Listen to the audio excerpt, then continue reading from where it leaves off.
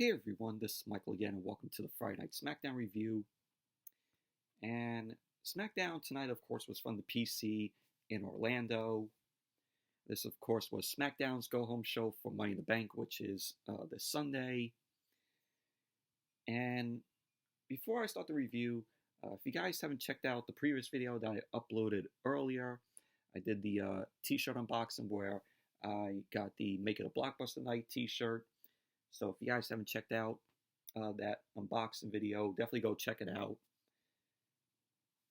But very awesome shirt that I got there in that video. Like the design of the shirt on the front. So definitely go check out the video if you guys haven't seen it. But SmackDown tonight, another week, another garbage show it was. SmackDown tonight was absolutely terrible. And as for a go-home show, you know WWE, they never deliver, with their go-home shows and get you hyped up for the pay-per-view. Absolutely terrible show. Show continues to get worse and worse every week.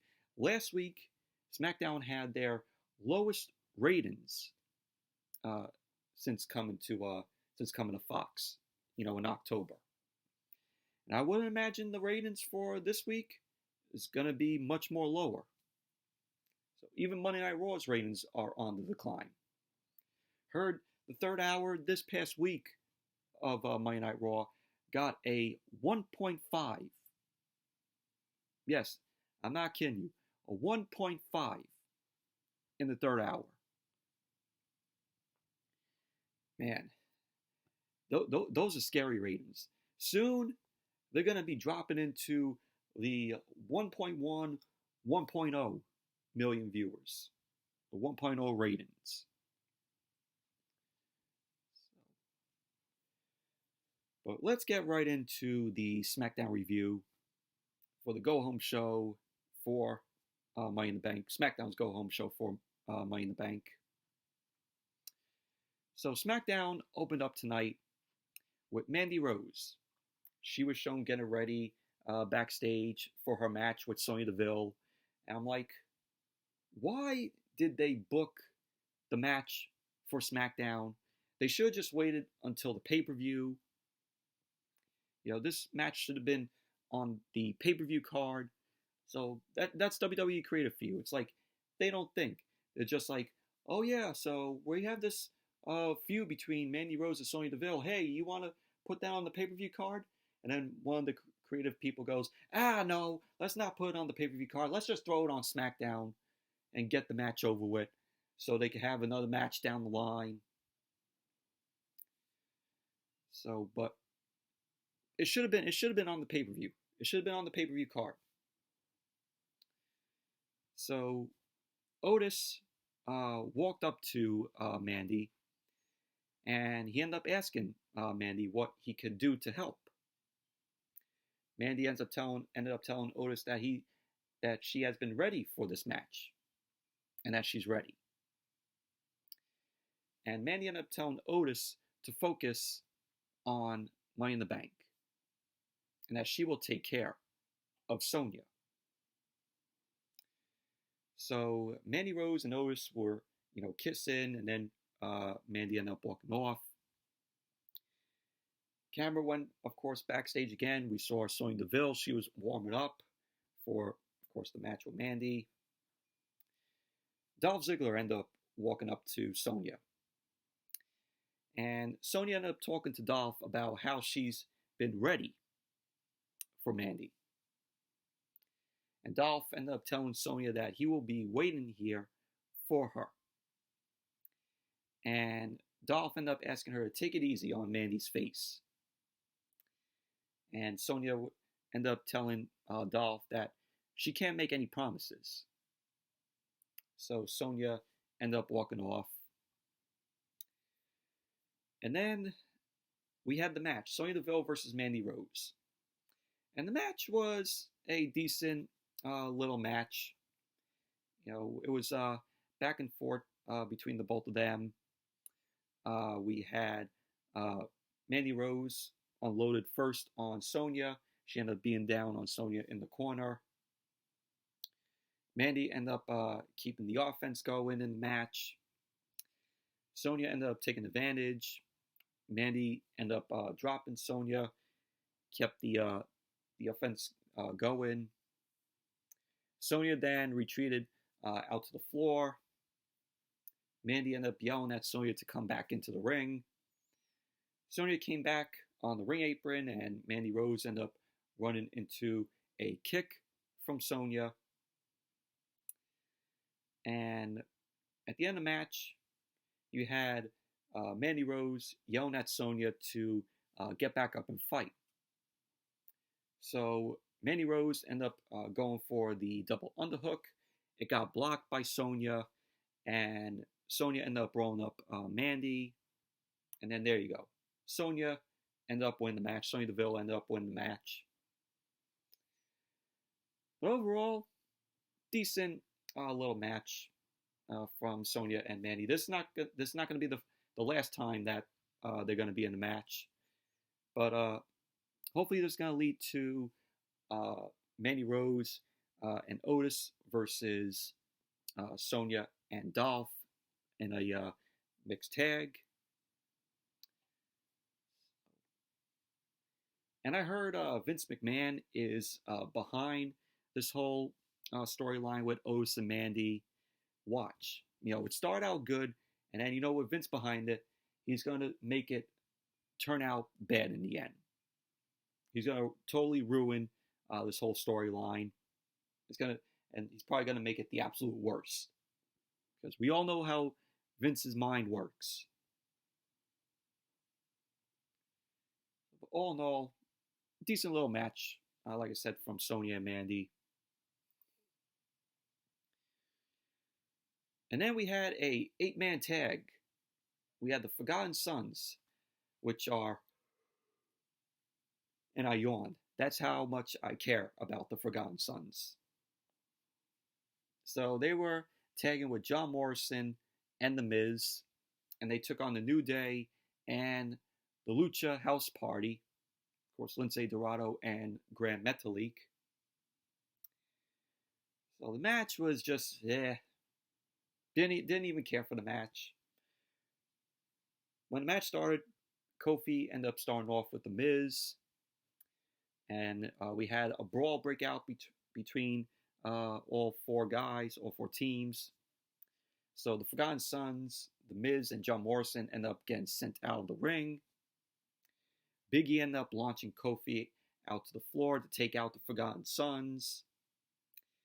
And Lince Dorado and Gran Metalik, they ran the ropes. They ended up nailing suicide dives to both The Miz and John Morrison. So we had Wesley Blake in control of Big E. Big E ended up turning it around, and he rocked Steve Cutler, sending him to the floor.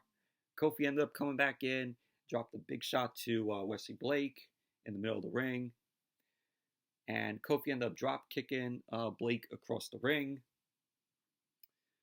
So we had Kofi end up tagging in Big E. Big E ended up hitting the splash to Blake. Big E ended up running the ropes and did a splash of his own on Blake. And then Dorado and Metalik ended up coming in. They did a double splash on Blake. So then they went for a 2 count. Wesley Blake ended up kicking out of it. So in the end, you had Morrison. He ended up trying to go for the Starship Pain. He ended up landing on his feet. So he ended up trying to do the Starship Pain on Lince Dorado. But Miz ended up tagging in. Lince Dorado ended up hitting Morrison on his head. And then the Miz ended up running in, ended up delivering the Skull Crusher finale to Lince Dorado. And there you go. The Miz, Morrison, and the Forgotten Sons end up winning the match. And then you had post-match we saw the Forgotten Sons. They end up coming into the ring, and they stare down at the Miz and John Morrison. Miz and Morrison went to try to high-five the Forgotten Sons, and the Forgotten Sons wanted nothing to do with it. And so that was basically what happened. But overall, didn't care for the match. The match was meh, in my opinion. So then, after that, we had Renee Young. Renee Young was in the ring. She ended up bringing out Jeff Hardy, which Jeff Hardy ended up making his return tonight on Smackdown. So Jeff Hardy made his way out. He got into the ring. And she ended up bringing up his the 4-part series that they aired, for those weeks, which were done really good, which were done really well. And Renee ended up asking Jeff Hardy what he has left to prove. So Jeff ended up saying to Renee Young about how he's seen the highs and lows, and how every low taught him to get back up. And while Jeff Hardy was talking, we saw Sheamus watching from the back. Looked like he wasn't impressed. He was not impressed with Jeff Hardy. So Jeff ended up saying about how fans have always stuck with him, and that he could still hear the fans chanting his name. And he ends up asking the fans to stay with him for one more good run. And he says he knows he's not done. So Jeff Hardy ended up mentioning Sheamus being here. So Jeff Hardy ended up calling out Sheamus. So Sheamus made his way out. He stayed on the stage. And he was on the mic. And Sheamus ended up saying that this is the saddest thing he's ever seen in WWE. He said the adrenaline junkie comes crawling back to beg for one more sip off the bottle. And he says, and the fans aren't even here to give him a swig. So Sheamus ended up asking Jeff Hardy who he thinks still cares about him. Sheamus ended up saying no one will say it to his face because he's a legend. But Sheamus will. But he will. So Sheamus ends up saying that Jeff Hardy may have had every title and had the fans. But he ended up saying they're tired of all his suspensions, and they're tired of the release of his releases, the no-shows, and all the wasted chances. So Jeff ended up saying to be such a hater, Sheamus sure knows a lot about him. So Sheamus ended up telling Jeff that he's not a hater, and that he used to respect Jeff. And Jeff Hardy ended up saying that Sheamus should ask himself the same thing, fella. So Sheamus ended up going on and says that he's been putting out SmackDown's weakest flames since he returned. And he ended up saying now it's time to put Jeff's out. So Sheamus dropped the mic. He rushed down to the ring. So him and Sheamus and Jeff Hardy went at it. Jeff ended up hitting the Whisper in the Wind on Sheamus. Jeff Hardy then ended up hitting the Twist of Fate on Sheamus. He then went to the top, hit the Swanton Bomb, and that was basically that. Jeff Hardy ended up heading up to the ramp. Sheamus ended up recovering, and pretty much we heard Sheamus end up saying that he's going to rip Jeff apart. And so that was basically what happened. But really enjoyed this segment. Really enjoyed seeing Jeff Hardy back, so make his return, and this set up, of course, a feud between Jeff Hardy and Sheamus. They're setting this up for the next pay-per-view, which is going to be Extreme Rules. So, not Extreme Rules, but Extreme Rules is going to be in July. So I don't know what the next month pay-per-view is going to be, but the next pay-per-view, it's going to be Sheamus versus Jeff Hardy. So that's going to be at the next pay-per-view when it's announced. I thought it would be Extreme. I thought the next one was Extreme Rules, but according to Wikipedia here, it's in July. So who knows what the June pay-per-view is going to be. But there you go. That's your setup for the next pay-per-view. Sheamus versus Jeff Hardy.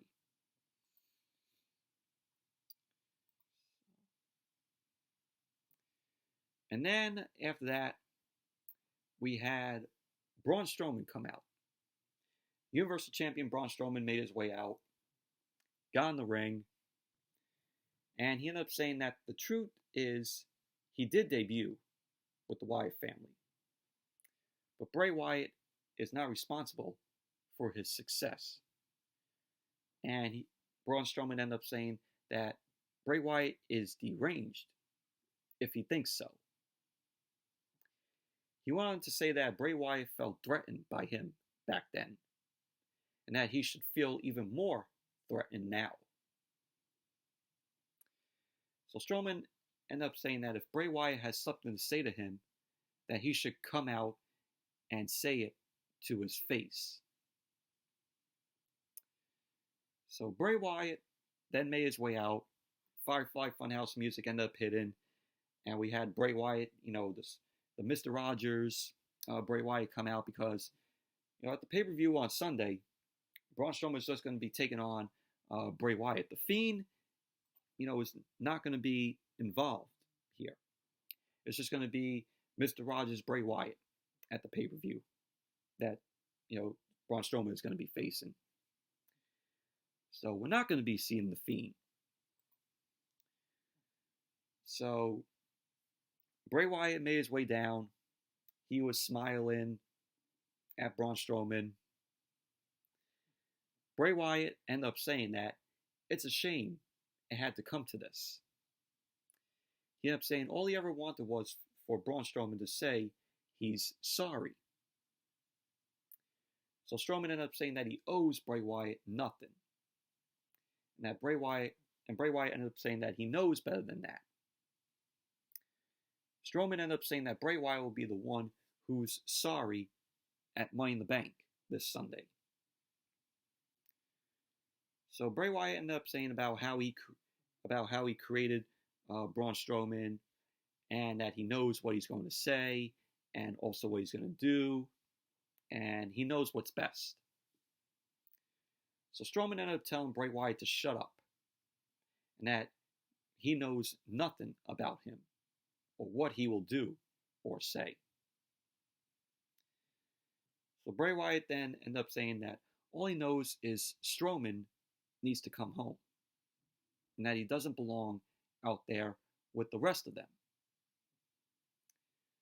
So Bray Wyatt ended up saying that it's the only thing standing in Strowman's way. So Bray Wyatt ended up saying that he needs to get the title back, and that he's trying to get Strowman to get these hands.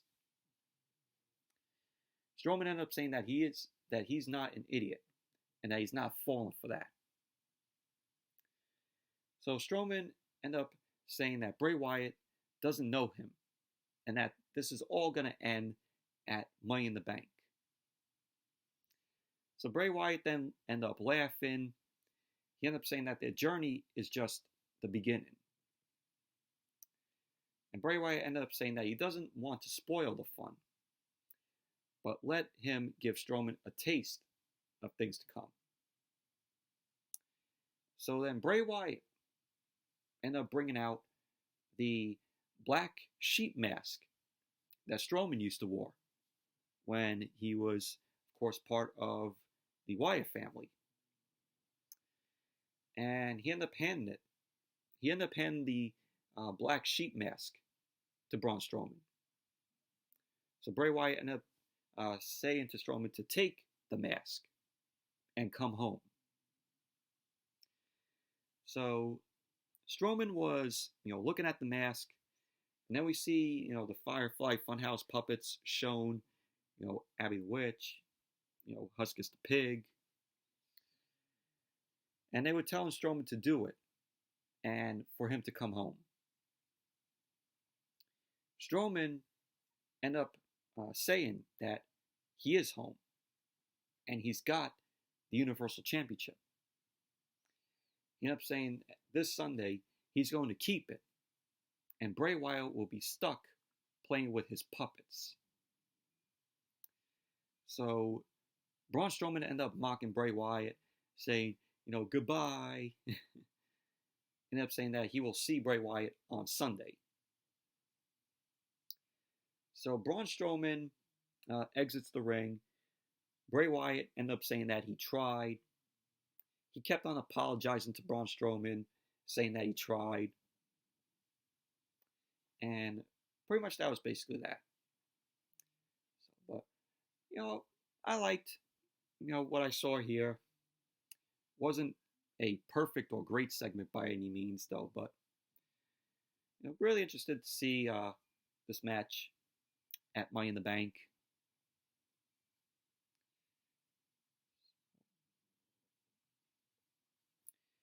And then we saw Otis walking backstage.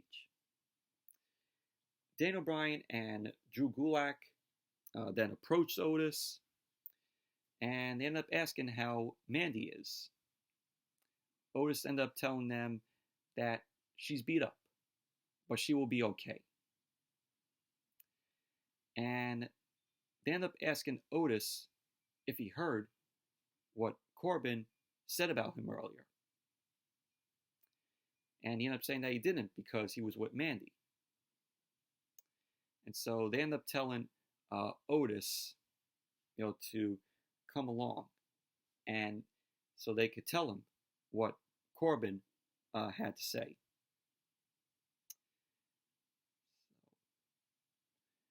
Oh yeah, and I forgot to mention, what Corbin had to say. I completely forgot about that because who gives a shit about Corbin? And they're still calling him King. Why are they still calling him King? So yeah, so I forgot to mention, after the 8-man tag, Caleb Braxton was interviewing Corbin, and he goes on to talk about what they've done, about what he's done to Daniel Bryan and Drew Gulak, and he ends up saying that no one will want to be their partner. And Corbin ended up saying that he's looking ahead to Money in the Bank and torturing his opponents through the halls of the headquarters. He ended up talking about throwing Rey Mysterio off the building, possibly. Starts making jokes on Otis's weight. Calls him a loser, like Mandy Rose. Corbin ended up saying that he can already feel the cool, fresh air as Mr. Money in the Bank. So that is what Corbin had to say. But, we all know that WWE is going to make Corbin win Money in the Bank. That's what creative is possibly planning, because we all know it. They're going to go with Corbin to win the Money in the Bank.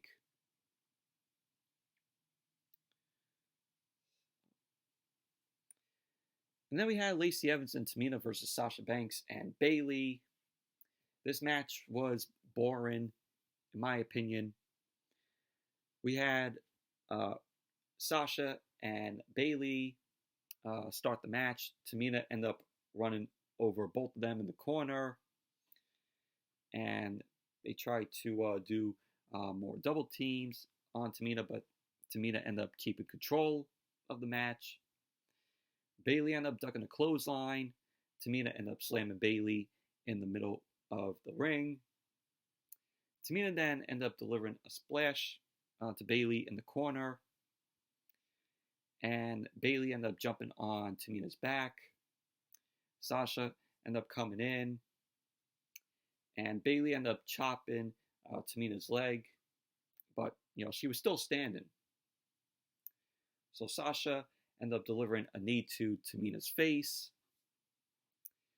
Bayley ended up delivering a boot to Tamina to bring her down into the corner. And at the end of the match, you had Lacey Evans coming in. She ended up hitting Sasha with the woman's right. Bayley ended up sending Lacey out to the floor. And Bayley ended up turning around. She ate a super kick from Tamina. And then Tamina ended up coming in. And she ended up dropping Bayley with the Samoan drop. There you go. Tamina and Lacey end up winning the match. So there you go. But overall, boring match.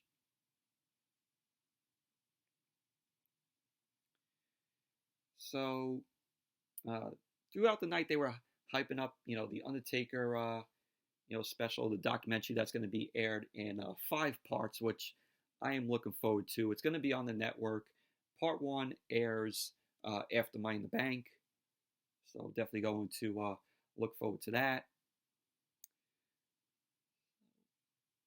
And then Michael Cole and Corey Graves sent us to a video package of the Money in the Bank match, which during the match, the men and the women are going to be fighting together throughout the headquarters.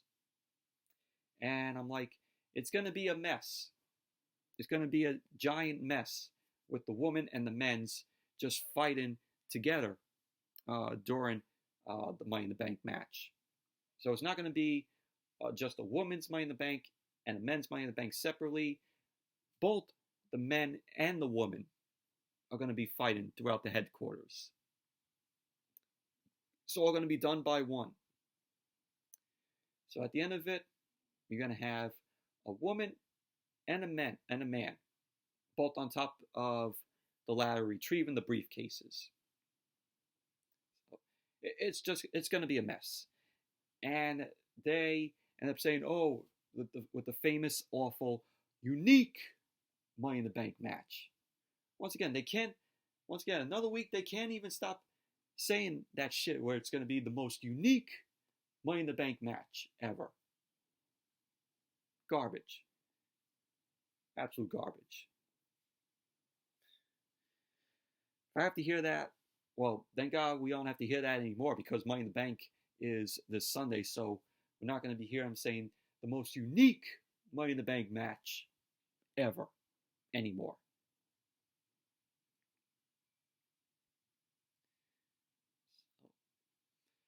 Then we had Kayla Braxton. She was backstage with Carmella and Dana Brooke. I can't believe Dana Brooke is in Money in the Bank. I mean, really? She's not winning Money in the Bank, so Kayla Braxton ended up asking Dana if lightning will strike twice after it did with the win over Naomi this Sunday with the Money in the Bank win. Yeah, okay. And she teases Carmella about not believing in her. Dana Brooke ended up teasing Carmella about not believing in her.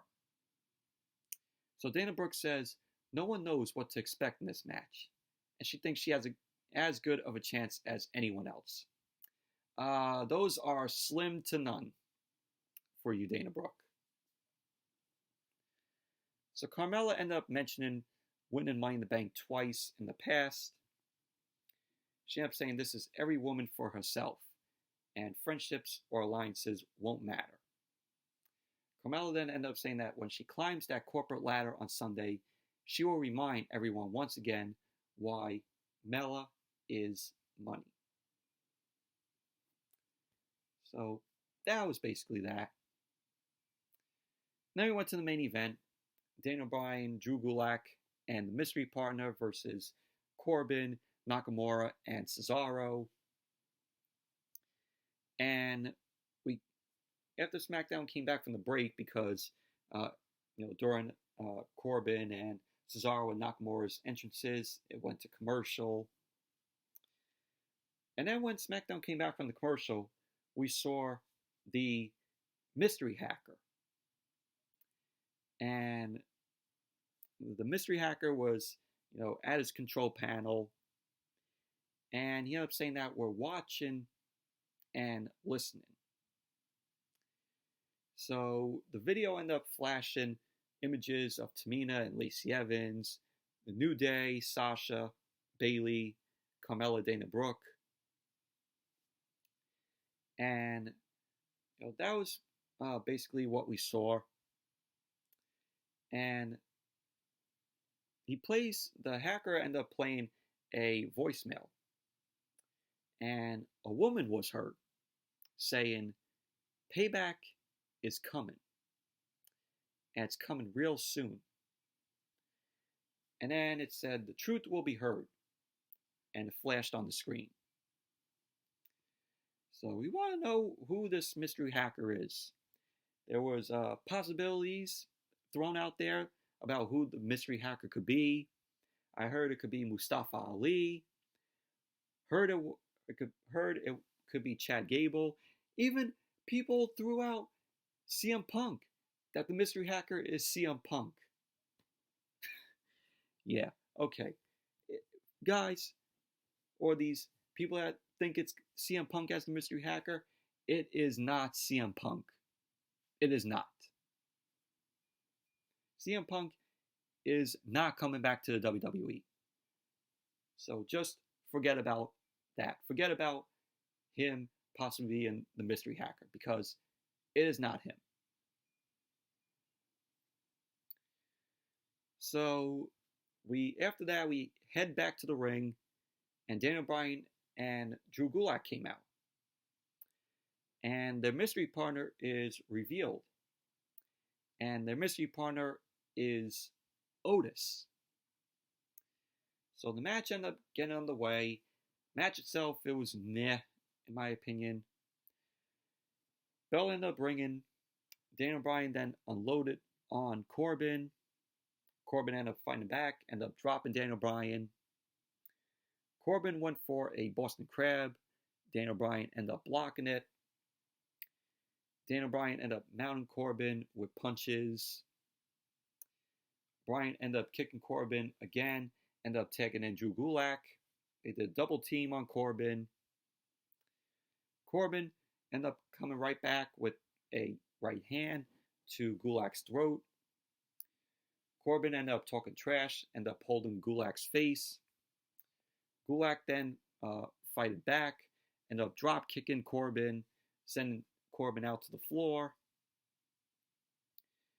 So you had Cesaro and Gulak there now. Cesaro ended up dropping Gulak with a shoulder. Gulak ended up catching Cesaro, ended up delivering a power slam. Went for the cover. Cesaro ended up kicking out of it. Nakamura ended up nailing Gulak with a uppercut because the referee was distracted by Corbin. Cesaro ended up delivering a gut-wrench suplex to Drew Gulak. Went for the cover. Ended up kicking out at 2. Gulak ended up kicking out 2.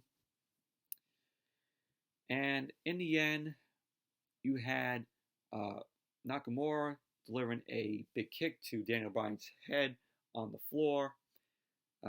You had Cesaro end up sending Otis into the ring post.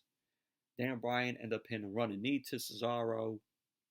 And that was when Nakamura delivered the big kick to Daniel Bryan's head on the floor. So Corbin was in the ring with Drew Gulak. Corbin ended up delivering the deep 6 to Gulak. And there you go. Corbin, Nakamura, and Cesaro win the match. Corbin ended up pinning Gulak. So post-match, you had Cesaro and Nakamura. They held up Gulak. Corbin ended up grabbing his scepter. Daniel Bryan and Otis ended up making the save. Otis and Daniel Bryan ended up fighting Cesaro and Nakamura on the floor. They sent them over the barricade. Gulak was running at ringside. He ended up dropping on top of the barricade, leapt off, and took them out on the concrete. So Corbin was left at ringside. Corbin ended up looking up at the briefcases. Corbin then brought a ladder into the ring, placed the ladder underneath the briefcase, starts climbing the ladder. Daniel Bryan ended up running back and beat him off the ladder. I'm like, why is this now a ladder match? For this little short of time that they had at the end of the show. So Daniel Bryan then unloaded with kicks to Corbin in the corner. Corbin ended up sending Daniel Bryan into the ladder. The ladder ended up going down. Corbin then took the ladder, climbed the ladder again. But Otis ended up coming into the ring. Otis ended up fighting Corbin into the corner. Otis ended up grabbing the ladder, ended up driving it into Corbin's face, knocking Corbin back down. Otis then standing the ladder up, started climbing, and he climbed the ladder, and the bottom ladder broke. The bottom rung breaks. So he tried to climb the ladder again. Otis tried to climb the ladder again, but breaks another rung. So Corbin ended up running in, ended up sending Otis into the ladder. Corbin ended up sending Otis into the corner, ended up taking him to the floor. So Daniel Bryan ended up bringing another ladder in. Corbin ended up stomping away on Daniel Bryan. Daniel Bryan ended up taking a big boot. And, he catched a big boot. So Daniel Bryan ended up catching a big boot from Corbin.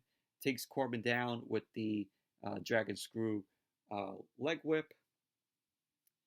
Daniel Bryan ended up standing another ladder up under the briefcase. Corbin ended up knocking Bryan off, sending him over the top rope. Then Corbin ended up sending Daniel Bryan over the top to the floor on top of Otis. And then Smackdown ended with Corbin going back into the ring, climbs the ladder, and he takes the briefcase, raises it in the air, and he was sitting on top of the ladder as Smackdown went off the air. So right there, proves that they are possibly going with Corbin to win the Money in the Bank. That's what WWE Creative has their minds on. They're possibly going to give the Money in the Bank to Corbin once again. Awful. Absolutely awful. Anyways, that's it for the Friday Night SmackDown review. Thank you all for watching. Hope you all enjoyed this review. And definitely give the video a thumbs up, comment, subscribe. And I will see you all back on Sunday for Money in the Bank. And if you guys haven't checked out my previous video that I uploaded earlier today with the t-shirt unboxing, definitely go check it out. So, anyways, that's it for the video, and I will see you all later.